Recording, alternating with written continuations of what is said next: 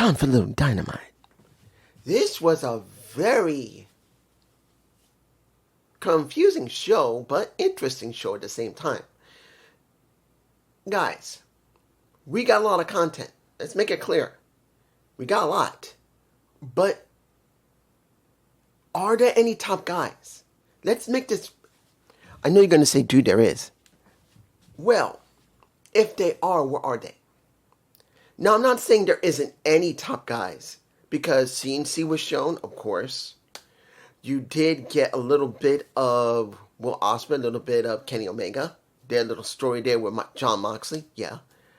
But when it comes to the main title, when it comes to the TNT title, who do we actually get in those positions? And it's very interesting to see that when you see the real top guys of AEW, for the most part, they're not. The mid-card guys, they don't feel like top guys. And that's the problem. I know I can do this at the end of the review. And I will say a little bit more about it. But I'm going to be honest here.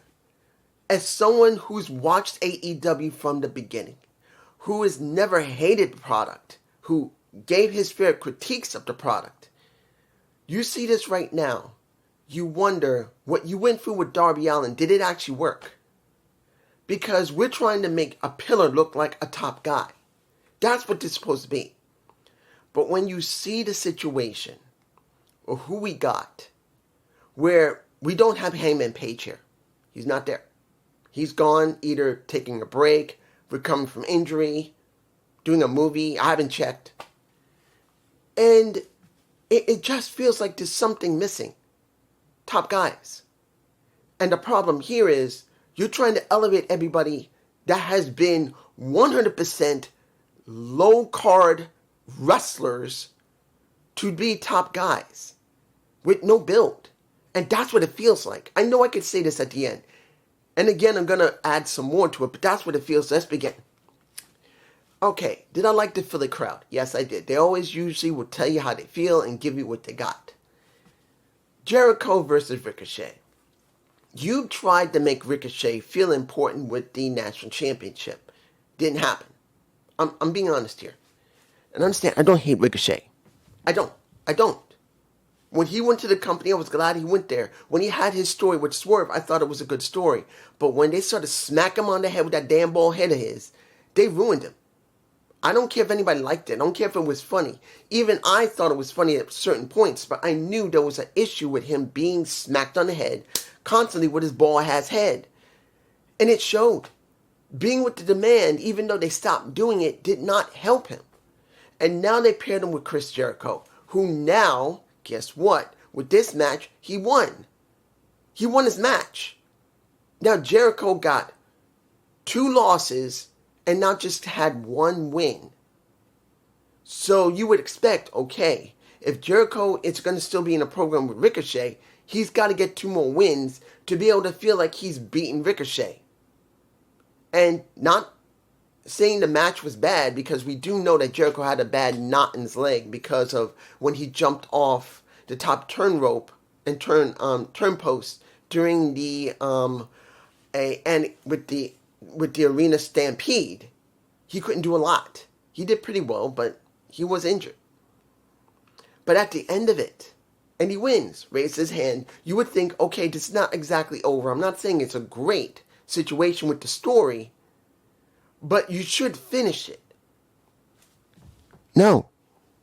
We get Ciampa attacking his ass, laying him out with a nice, juicy knee to the face. And I'm like, what? Ricochet has 2 wins over Chris Jericho. I'll repeat that again. 2 wins. 2 wins. Why is Ciampa coming in and lay him out? For what reason would Ciampa now lay out Chris Jericho when obviously the story between the two is not done yet? Even Excalibur openly stated on a hot mic, Chris Jericho has lost twice to him. You hear Ricochet himself with the Demand going like this. No, actually, going like this. And he says, I got 2 wins over Chris Jericho. Why are you doing it like this? Where Chris just gets 1 win, Ricochet has 2 wins over him. That means it's not over, but then you have a Ciampa literally nail him in the face with a knee. Why? Moving on. Next match, Owen Hart tournament. You got Brody King versus Claudio Castagnoli. Now, honestly, I really thought Claudio should win here because, honestly, for me personally, Claudio is one of those types of guys that they just put him out there to do a great match, but he can talk, he has a good look, and they do nothing with him. That's the way it feels. That's how it feels, guys. Claudio Castagnoli, who's a part of the Death Riders, who was Ring of Honor champion, who people cared about when he had his feud with Eddie Kingston, a feud that was one of the best things they had in a while, is now reduced to just doing matches and not meaning anything. Not meaning anything. And he goes against Brody King, who already had his moments, multiple moments, and I would think you want to do something where you can build someone up to make it feel different. But no, you're having the same people in the same positions at the same time. Brody King wins. And guess what? We get the video pack from Nana and Swerve, and we get a replay of Swerve and Brody King, making it very clear that Swerve said, you know what, Brody, I like you, pretty much, just a little bit. It's a feel-good moment to see you get your moment, but now we're rolling it back, and now we're going to have another match, and I'm going to show everyone, next to being the one that made you relevant, that you're no match for me. And you would think, I know many people would say, dude, what's wrong with Brody King? You like Brody King, don't you? Of course I do. But wouldn't you want to see someone in the main title picture that you have not seen? Because we have Brody King already in the main title picture with Brent. You see him getting angry here. Bandito had his moment. And he earned it. Brody King had his moment. He earned it. But don't you think you need to be building up other people on your roster who has the right look, who has the ability to talk, who can do something in the ring, can be a ring general, and you do nothing with them? Again, just make matches and that's it. And I really believe they need more than just the same people in the same positions. And I really don't get why Brody King, who I don't hate, I do like, had to go up against Claudio, and he could have won it against somebody else. Someone else could have jobbed for him. But no. Claudio's not going any further, where he should, because they need someone new in the main title picture, which they don't have. Cesaro, breaking the fourth wall. Cesaro, the original guy, was over with the fans in WWE. He was over with the fans here in AEW. He had his feud with Eddie Kingston where it was even more over. He's been with the Death Riders and they should be doing something more, and there's nothing. Moving on. Alright, 2 people I haven't seen in a while. Tag match. 2 jobbers. Don't care. It was I think the reason I'm botching here, I don't hate Ty Mello. I don't hate Anna Jay. I liked them when they were on TV. Dynamite TV. How long has it been, if you guys remember, seeing these 2 women on Dynamite? When was the last time you saw them? I think the last time I saw them was 6 months ago. 5 at the most. 5 at the least. 6 easily at the most. At least 5 or 6 months. And now they come on the show. They squashed those 2 women in less than a few minutes. And now supposedly they're going to be contending against Divine Dominion. Against Cross and Bane. Do I believe that? No. But they made it look like it. And we've had the same thing from the booking that AEW has, where they let these women squash people, but when they're supposed to build these women to make them feel important, they don't. They just wait a few weeks, let them squash another tag team, and then that's it. And then they go up against each other. Please. I don't want that with Ty Mello and Anna Jay. Please, let's just have a build for these women. Make them feel important because they don't feel important. And since I'm talking about the women, let's get it done. Windsor, along with Hayter. Hayter wants Tekla's head. She knocked it off, but then she wants that head and she wants a title. So we'll eventually get something with them again. But then Windsor said, I'm ready to face who I'm going to be facing. And since we do know Willow had to pull out, we got a wild card. And that will be coming up soon. Many believe it's going to be Mercedes, which it could be. Easily could be Mercedes. I don't know who it could be. It could be somebody else, someone you would not expect. I don't know. I would like to see Shayna Baszler just show up. But since Shayna on and off goes to WWE, I just don't know if they wouldn't complain to her and say, do not go to AEW. You can keep coming back and train on people, but do not go to AEW. So I don't know. But if it is Mercedes, which it probably is, I want to give this. Do I care about Mercedes at this point? It's going to depend on how they're going to book her because she dropped all the titles. There's no more titles for her. She's done. Question's going to be, what are they going to do with her when she comes back? She can come back as a face. She doesn't have to be a heel. But I do believe she'll be a face. But the question's going to be, what are they going to do with her? Right now, do I miss Toni Storm? Yes, I do. But she is injured, I believe. Legitimately has an injury. And she needs some time off to recover. So it's going to be a big question. How are they going to make Mercedes mean something? Just her coming back doing matches is not going to be enough for me personally. They need more. But that's just me. Moving on. The four-way match for nothing. Lio Rush. And that. Let me give it to you like this. Seeing Lio Rush with Rouge, with Orange Cassidy, and with Mark Davis. Was it Mark Davis? No, sorry, I'm mixing it up. Sorry. I'm getting something mixed up. Where's that match? Why did I get that mixed up? I think the reason I got it mixed up when it came to all four of those guys was there was no stakes. Yes, Rouge, he's been pushed a lot. Orange Cassidy's always been being pushed. Orange is orange. And Mark Davis is the getting it mixed up with other than the match he just did because he just did the Owen Hart tournament with a Jack Perry that he lost. Fine, no problem. I don't really care that much about Jack Perry being in the main title right now, but I am confused. Why did he lose his shoes? The replay I was watching had some glitches.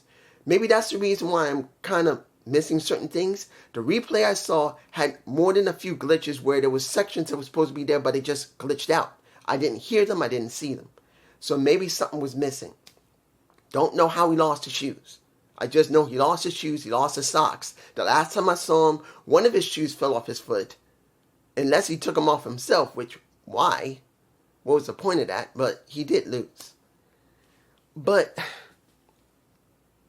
I don't know.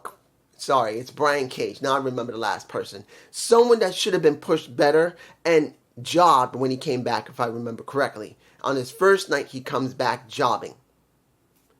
So I think that's what's getting me about that match. Because Lio Rush, out of the entire person, the most unique person there who had to eat the pin to Rouge was freaking Lio Rush, who is doing the most strangest batshit crazy character AEW's had in a while since Avalon. Avalon's the only other person who's had a character like that, and she was relegated mostly to either Collision, whenever she was on it, or better yet, Dark Elevation. Remember that? She was on Dark Elevation most of the time. Then she went to Collision, then ROH. and mainly stayed on ROH. But he is the most unique guy there, and he keeps losing. And people are getting behind him, and now that could work for him.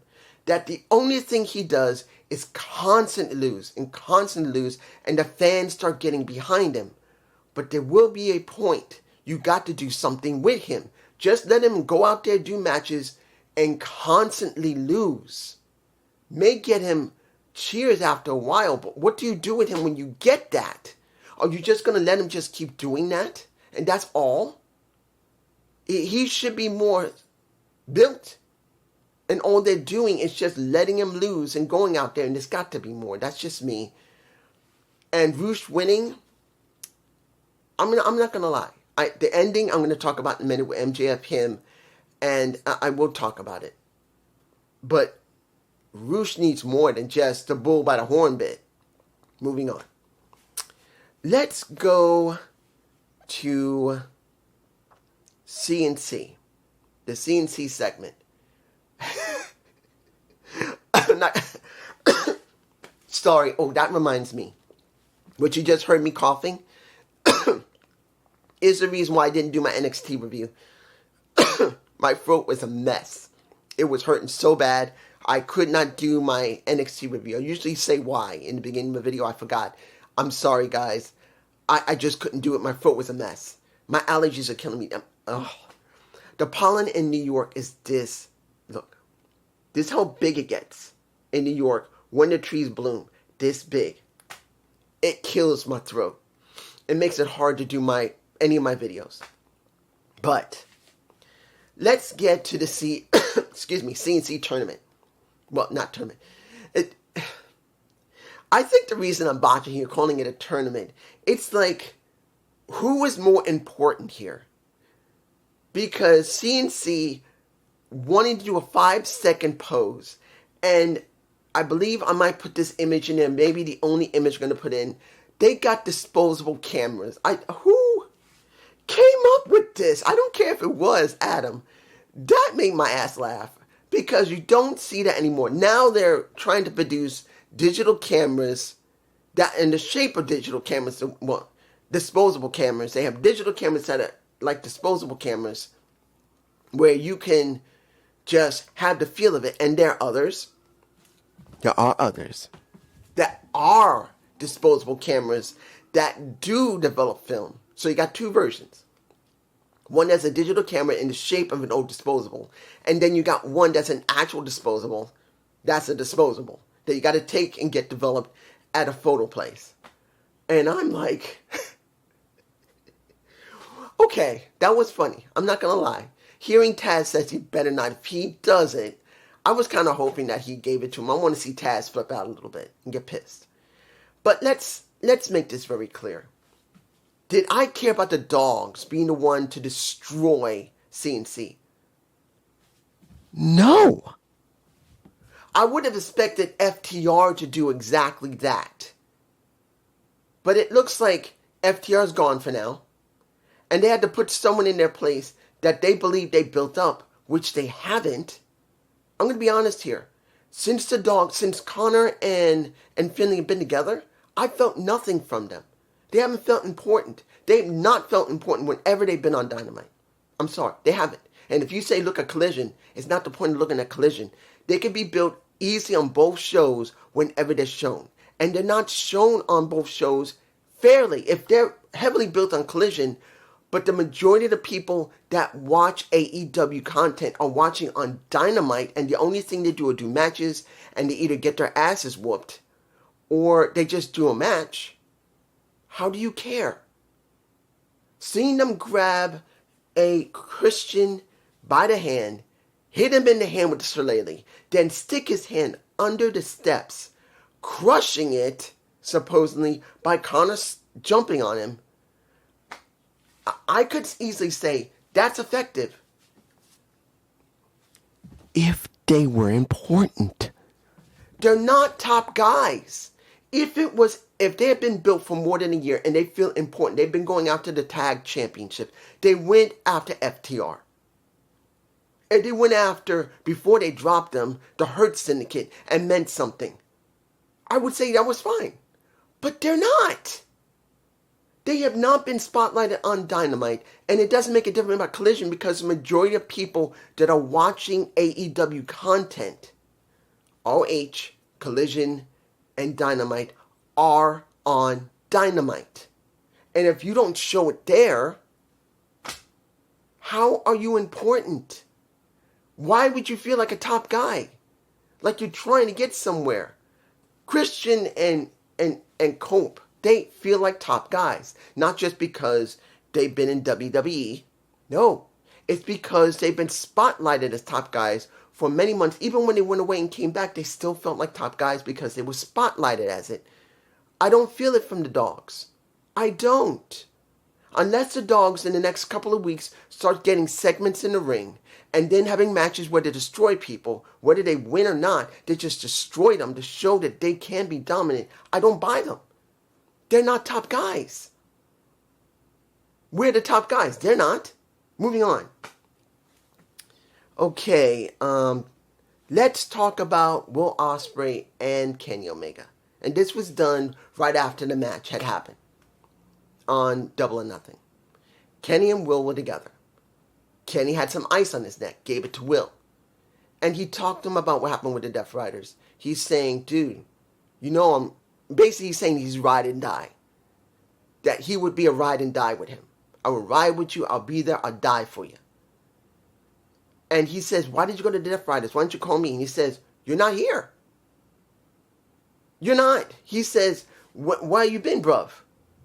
I know you care, but you're not here. He says, I got to take time off. Next to being physical, I got to take mental. And he said, and he didn't say anything else than that. But Kenny said, look, I understand you want to get back to the main title, but watch out for the Death Riders. When they say they're going to do something, they're going to do something. They say they're going to destroy, they're going to do it. They say they're going to kill you, they're going to do it. And then Moxley shows up and he says, good advice, Kenny. It's really good advice. And I know more than anyone how your advice is. And Kenny says, yeah. And at the end, he says to Kenny, and this is Will after Moxley told him, we're going to be in the back. I got to go. That's what Kenny said. And Will said, hey, don't give up being a champion. Don't stop. I'm like, okay. We already had the Samoa Joe triangle where you got Moxley working with Will and Joe getting pissed off that he couldn't control him. He wanted him. Now you're doing it between Moxley, Will, and Kenny. And I think this will be more important if they build it right. Because, I want to make this clear. I want to make this perfectly clear. Do I believe that Samoa Joe needed to be even in this situation? Honestly, no. Because if you're doing it with Will, dealing with Kenny, and Moxley, it doesn't make any sense that you did that with Will and Will. This is where it gets frustrating. Because I'm not against what happened with Samoa Joe. It looked good. But now you're doing it between Will, Kenny, and Moxley instead of Will, Moxley, and Joe. Because it was done during the match for the Owen. And now it's all over. It's done. And yes, you got Samoa Joe respecting him, showing respect, going like this. But, dude, that's just one. And wouldn't it have been better not to do that? That you let Samoa Joe make it all the way to the end. Someone that does feel like a top guy. But you make him, you drop him so you can push Will forward, which is understandable. If Will is going to All In, and he's going to face whoever's going to be at the end, maybe Swerve or anyone else, I can understand why. But I would have liked to see Samoa Joe make a little bit further into it to make it more credible, make it feel more credible. But we didn't get that. And I'm like, okay. I feel like we wasted Samoa Joe doing this angle of him trying to get Will away from the Death Riders. They could have still had the match, and he could have still said the same stuff. It's just he didn't have to include the Death Riders. You guys tell me. Moving on. And let's see, what am I missing here? Am I forgetting anything? No. Oh, almost forget. Jake Doyle is back because at the end of that fatal throw, let me put it to you like that. Seeing Jack Doyle come out was great. Seeing them take away Orange Cassidy. I think it was Archer who took Orange Cassidy. Don't know what that's going to be. That's weird. But seeing Doyle back is great. Seeing his shoulder recovered. That was wonderful. Now the question is, are they going to do anything with him? Because right now, his tag team partner doesn't exist anymore unless he's going to start working with Brian Cage. Because right now, Mark Davis is the national champion. So there's going to be a big question what they're going to do with him now. You guys tell me below. Final segment I'm going to talk about. Let me give it to you like this. The MJF segment. This is where it gets very, very... I don't know how to feel about this. Because at first, early, we had Kevin Knight come out, who needed to do... Well, I'm kind of combining the two segments. The one in the beginning, the one that was near the end of the show. But let's talk about Kevin quickly. Did Kevin sound legitimate? No. Nope. He didn't. Nope. Saying that because Darby could not get the job done and he disappointed him so he whooped his ass didn't feel like enough for me personally. What I felt was more important was that Kevin had to become a heel. And the way to become a heel was to take out his best friend. And I feel like they did this out of order.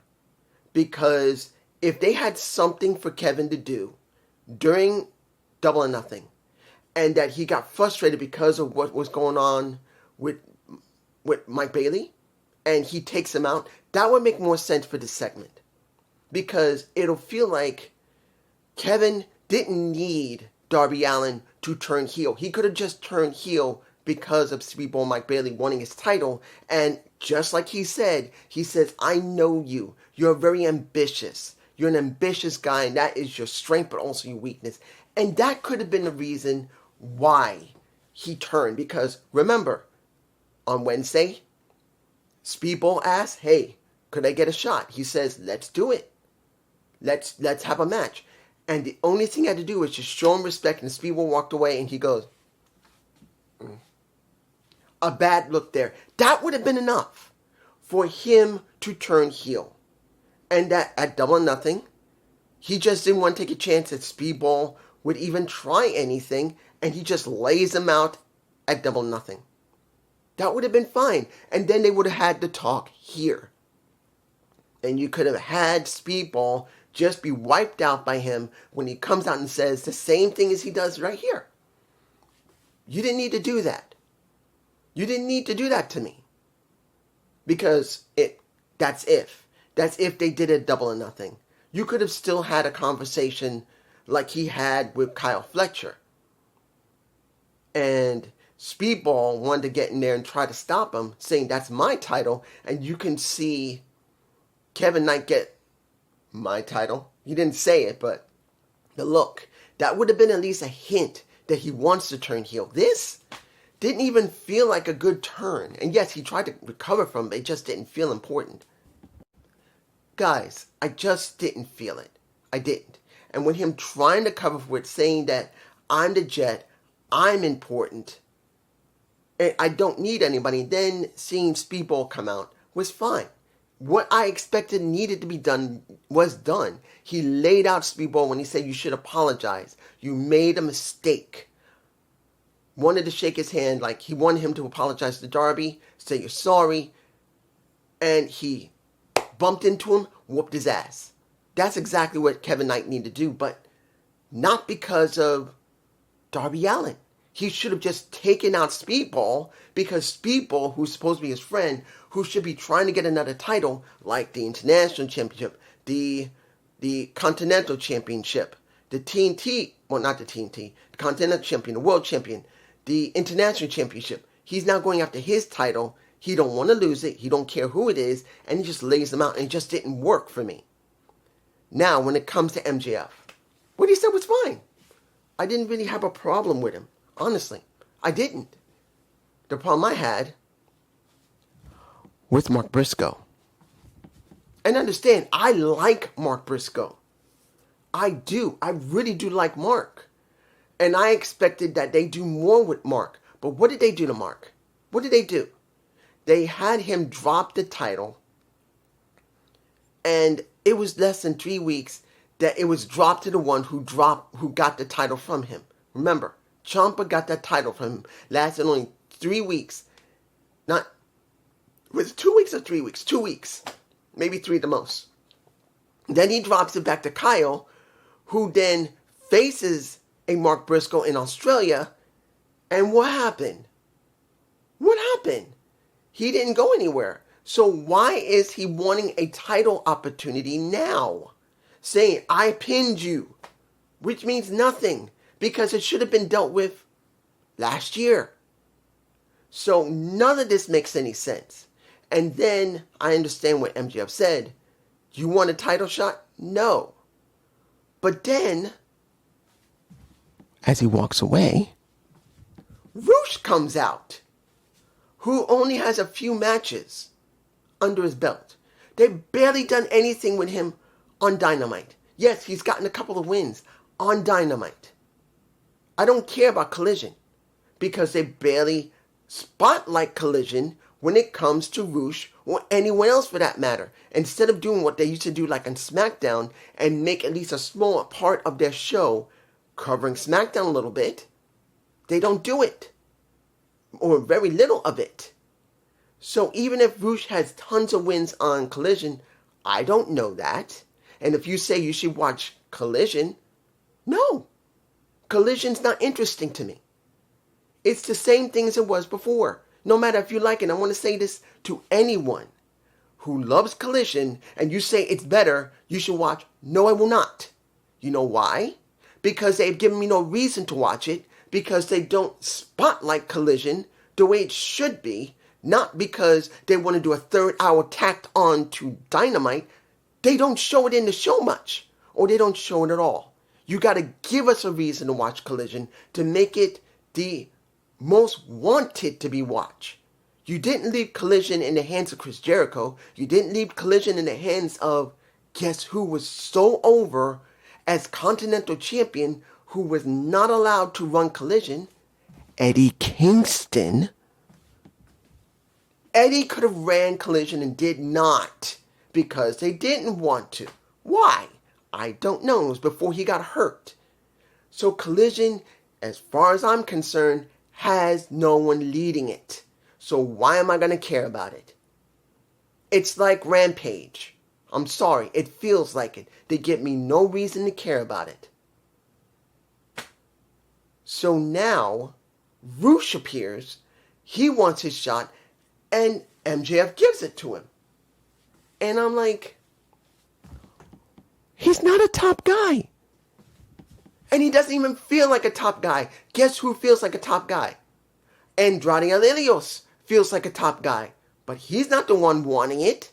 He's not the one going out there saying, it's my turn. Particularly, they got that set up that he could be the one that can get that shot because of the arrangement that supposedly fell through. And he could still demand it. Unless they do that next week or the week after, and I'll make this clear, they could still do it. And they probably will eventually do it. But Roosh feels like nothing. There are no top guys.